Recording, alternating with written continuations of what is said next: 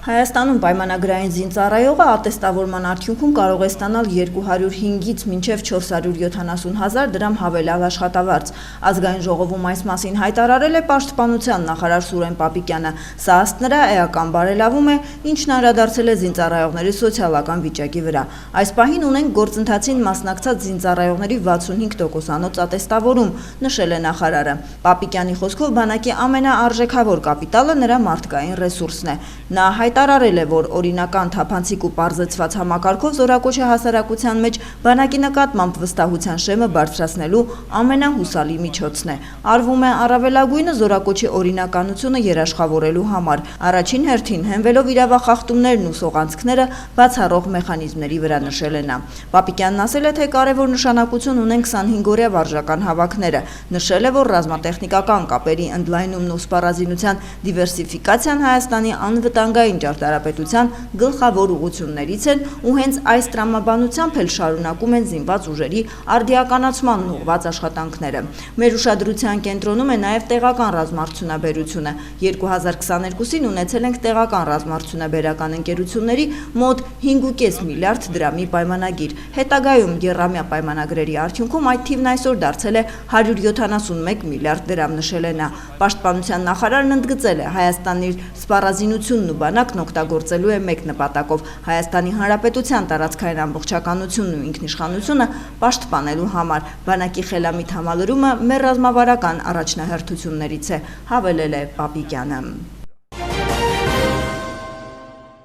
Փոխվարչապետ Մհեր Գրիգորյանն ընդունել է Շվեյցարիայի համադաշնության արտակարգ և լիազոր նորանշանակ դեսպան Անդրեա Բարբարա Բաումանին։ Հանդիպման սկզբում փոխվարչապետը շնորհավորել է դեսպանին նշանակման կապակցությամբ, մաղթել արդյունավետ աշխատանք։ Զրուցակիցները քննարկել են Հայաստան-Շվեյցարիա երկկողմ համագործակցության հնարավոր նոր ուղղությունները։ Այս համատեքստում փոխվարչապետը կարևորել է երկկողմ առևտրատնտեսական կապերի ամրապնդման ուղղությամբ երկու երկրների համատեղ ջանքերի գործադրման անհրաժեշտությունը։ Մհեր Գրիգորյանն ընդգծել է Լոզանի հյուրանոցային կառավարման դպրոցի հետ համագործակցությամբ Գյումրիում հայ-շվեյցարիական հյուրընկալության ակադեմիայի բացման կարևորությունը, շնորհակալություն հայտնել տարիներ շարունակ Շվեյցարիայի կողմից Հայաստանում իրականացվող զարգացման ծրագրերի համար։ Անդրադարձ է կատարվել նաև տարածաշրջանային զարգացումներին և խաղաղության խաչմերուկ նախաձեռնությանը, կարևորելով տարածաշրջանային կապակցվածությանն ամրապնդելու ուղղությամբ գործադրվող ջանքերը։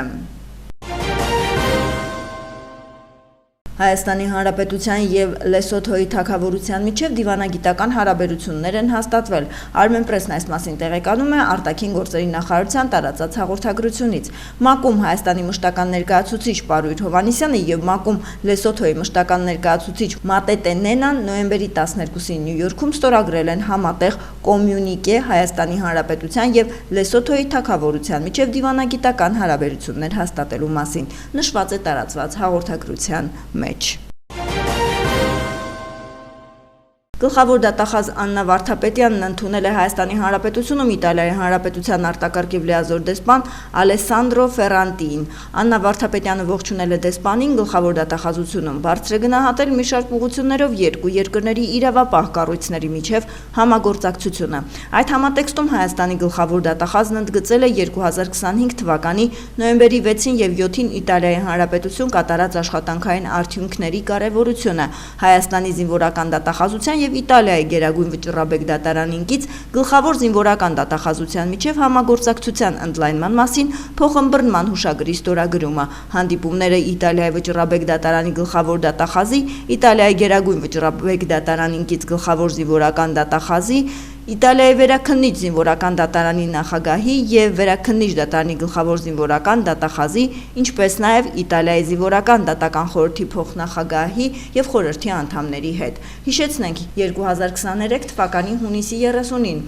Հայաստանի գլխավոր դատախազ Աննա Վարդապետյանը դատախազության հիմնադրման 105-ամյակի միջոցառման շրջանակում Հայաստան ժամանած Իտալիայի Հանրապետության Գերագույն վճռաբեկ դատարանի գլխավոր դատախազ Լուիջի Սալվատոյի հետ ստորագրել էր փոխըմբռնման հուշագիր, ուղղված քրեական արդարադատության ոլորտում երկու երկրների դատախազությունների միջև համագործակցության ընդլայնմանը, մարդու իրավունքների և ազատությունների պաշտպանության ապահովմանն ու օրենքի գերակայության ամրապնդմանը։ Հանդիպման ընթացքում քննարկվել է երկուստեք հետաքրքրություն ներկայացնող հարցերի շրջանակ։ Նոյեմբերի 10-ին ողբերգական դեպք է տեղի ունեցել Կոտայքի մարզում ժամը 20-ից 10-ի սահմաններում ներքին գործերի նախարարության ոստիկանության համայնքային ոստիկանության գլխավոր վարչության Կոտայքի բաժնում օպերատիվ տեղեկություններ են ստացվել, որ Բյուրեղավանի շտապօգնության խումբը մարզի բնակավայրերից մեկի ջրահեղձ վիճակ սրտի կանք կլինիկական ախտորոշմամբ Աբովյան բժշկական կենտրոն են տեղափոխել մի երեխա է, հայտնում է Շամշյան Քոմը։ Հիվանդանոց է մեկնել ոստիկանության Կոտայքի բաժնի հերթապահ խումբը ավագ համայնքային ոստիկանի գլխավորությամբ, որտեղ պարզվել է, որ հիվանդանոց տեղափոխվածը Գեղարքունիքի մարզի բնակիչ 4-ամյա Մ.Ան է։ Կոտայքի համայնքային ոստիկանները պարզել են նաև, որ երեխան ժամը 20-ի սահմաններում նշված հասցեում իր ծնողների կողմից օրավարձով արձակալած հյուրատան փակ լողավազանում ջրահեղձ է եղել։ Դեպքի փաստով ոստիկանության Կոտայքի բաժնում փաստաթղթեր են կազմվել, որոնք փոխանցվել են Քննչական կոմիտեի Կոտայքի մարզային քննչական վարչության Աբովյանի քննչական բաժին, որտեղ դեպքի փաստով նախաձեռնվել է քրեական վարույթ։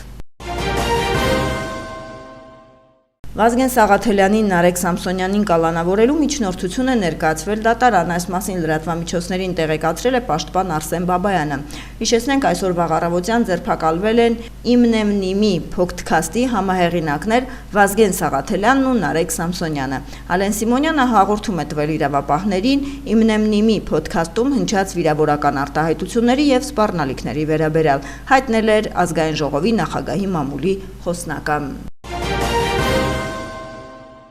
Ալափարսում դադարեցվել է խորքային հորի ապօրինի հորատումը, այս մասին հայտնում են բնապահպանության եւ ընդերքի տեսչական մարմնից։ Տեսչական մարմնի աշխատակիցների կողմից իրականացված վերահսկողական գործառույթների ընթացքում հայտնաբերվել է խորքային հորի ապօրինի հորատման դեպք։ Մարզի Ալափարս գյուղում գործող Պիոն ընկերությունը իր տարածքում ջերմոցային տնտեսության ոռոգման նպատակով առանց համապատասխան ջրօգտագործման թույլտվության հորատում էր խորքային հոր։ Տեսուչները դադարեցրել են խորքային հորի ապօրինի հորատումը, կապարակնքել հորատող սարքավորումները։ Ընկերության տնօրենը ենթարկվել է վարչական պատասխանատվության 2 միլիոն դրամի չափով։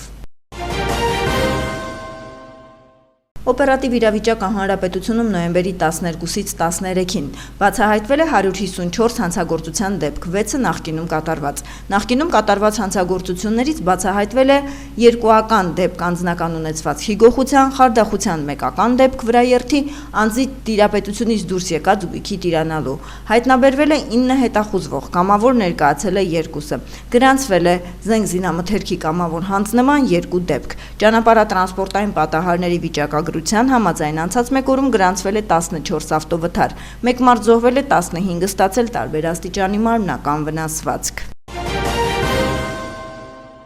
Քրեական ոստիկանության Երևան քաղաքի վարչության թմրամիջոցների ապօրինի շրջանառության դեմ պայքարի բաժնում ստացվել էր օպերատիվ տեղեկություն, որ 35-ամյա մի տղամարդ պատրաստվում է Մաքսանենկ ճանապարհով ձեռք բերել առանձնապես խոշոր չափերի թմրանյութ եւ այն իրացնել։ Հետագա միջոցառումները ձեռնարկվեցին քրեական ոստիկանության գլխավոր վարչության, քննչական կոմիտեի մարդկանց թրաֆիքինգի, անչափահասների սեռական անձեռնմխելիության դեմ ուղղված եւ թմրամիջոցների անօրինական շրջանառության հանցագործությունների քննության վարչության ծառայողների եւ պարեկների հետ։ Օպերատիվ հետախուզական լայնածավալ միջոցառումների եւ քննչական գործողությունների արդյունքում տղամարդը հայտնաբերվեց ու ձերբակալվեց։ Նրա խուզարկությամբ հայտնաբերվեց 7 կիլոգրամից ավելի մարիխուանա։ Դատարանի որոշմամբ խուզարկություն կատարվեց նրա բնակության վայրում։ Հայտնաբերվեց 261 գրամ ափիոն տեսակի թմրամիջոցի նմանվող զանգված եւ լոռազեպամ տեսակի հոգեմետ տեղահաբեր։ Նախաքննությունը շարունակվում է։ Ծանուցում ենթադրյալ հանցանքի մեջ կասկածվողը կամ մեղադրվողը համարվում է անմեղ, քանի դեռ նրա մեղավորությունը ապացուցված չէ Հայաստանի Հանրապետության քրեական դատավարության օրենսգրքով սահմանված կարգով, դատարանի օրինական ուժի մեջ մտած դատավճռով։